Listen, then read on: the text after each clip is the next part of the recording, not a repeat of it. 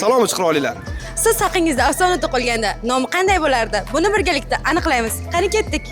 Don Zeki. 1. Sizga savolimiz bor edi, opajon.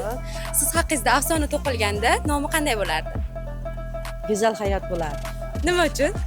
Chunki hayot go'zal bo'ladi-da shunda. Hayotim.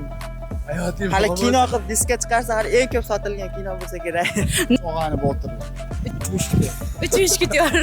Yaqin do'st, qiyomat. Yaqin do'st, va qiyomatli. Yaqin do'stlar, qiyomatlilar. 3 dugona. 3 dugona. Nima uchun? 3 kishimizga. Nilufar Gulbog'i bo'lardi. Nima uchun?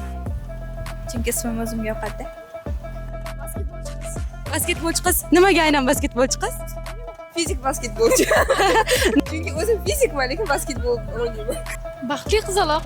Hayotingizdan baxtlimisiz? Qiyomatli do'stlar bo'ladi deb o'ylayman. Qiyomatli do'stlar bo'lardi. Sizgachi? Biz bir oila bo'ladi o'sha, bir oila. Bir oila. Sarguzasht bo'lardi. Sarguzasht. Hayotingiz sarguzashtga boymi? Juda ham.